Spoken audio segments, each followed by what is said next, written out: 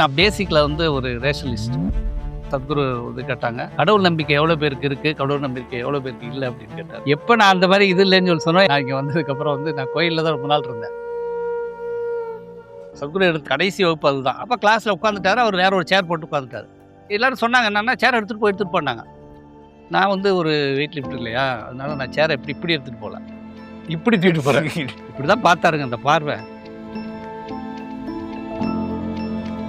ராகவேந்திரா கல்யாண மண்டபத்தில் அதுக்கு வந்து என்னென்னா, நானும் சாமிநாதன் தான் போய் பார்த்தோம். ரஜினிகாந்தை பார்த்தோம். ஒரு பிஏ மூலமாக பார்த்துட்டு ரஜினிகாந்த் அப்பாயின்மெண்ட் வாங்கிட்டு அப்புறம் போய் பார்த்தோம்.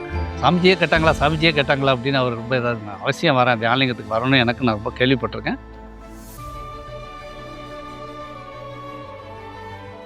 சரி, இந்த தடவை அவர் கிளாஸில் அப்படி பண்ணிடணும் அப்படிங்கிறதுக்காக ரொம்ப கேர் எடுத்து பண்ணோம். ஓரளவுக்கு நம்ம எதிர்பார்த்த மாதிரி எல்லாம் நடந்துச்சு. அவர் முடிச்சுட்டு இப்போ என்ன ஏதாவது சொல்லுவார் அப்படின்னு எதிர்பார்த்து அவர் முகத்தை அப்படியே பார்த்துக்கிட்டே நின்னோம். அவர் ஒன்றுமே சொல்லலை. சரி கிளம்புறப்பான்னு சொல்லிட்டு போயிட்டார். சரி, இந்த தடவை நம்ம ஃபெயில் ஆகிட்டோம் போல் இருக்கு அப்படின்னு நினச்சிக்கிட்டு நாங்கள் நினச்சிக்கிட்டோம். அப்போ போனவர் திரும்பி வந்தார். அப்போ விஜயம் மறந்தாங்க. 96 தான் வந்து முதல்ல இது பண்ணார், ஹிமாலயாஸ் போகிறதுக்கு இங்கேருந்து ட்ரெயினில் தான் இது பண்ணி எங்கள் கூட அவர் ட்ரெயினில் வந்தார். பார்த்தா இது பண்ணிட்டு ஒரு 10 பேரை மட்டும் செலக்ட் பண்ணிவிட்டு அவங்கள மட்டும் கூட்டிகிட்டு நான் போகிறேன், மிச்சப்பெல்லாம் நீங்கள்லாம் இங்கே இருங்கன்னு சொல்லிட்டு போயிட்டேன். அதெல்லாம் அழுகையாக வந்துச்சு உண்மையில்.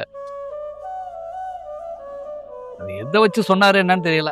ஒரு கட்டத்துக்கு அப்புறம் 15 நிமிஷம் சூன்ய தியானம் உங்களுக்குள்ளே கொண்டு வரணுங்கிறதுக்கு தான் இந்த 13 நாள் கிளாஸு அதோடைய அடிப்படை. அந்த ஒரு பாயிண்ட் தான் எனக்குள்ளே ரொம்ப அதிகமாக போடுச்சு. இந்த 30 வருஷத்தில் ஒரு நாள் கூட நான் அந்த சூன்ய தியானத்தை மிஸ் பண்ணதே இல்லை. சத்குருடைய கிரேஸ் தான் அது எனக்கு கிடைச்சது. அவரே ஒரு இதிலே சொல்லுவார், நீங்கள் நம்ம இதில் எல்லாருமே கிளாஸ் பண்ணவங்க நிறைய பேருக்கு தெரியும், இதிலே சொல்லுவார், நீங்கள் பயிற்சியை நல்லா பண்ணுங்கள், அவங்க கூட இருக்கிறேன். If you still remember, there's something beyond you. You can be receptive all the time.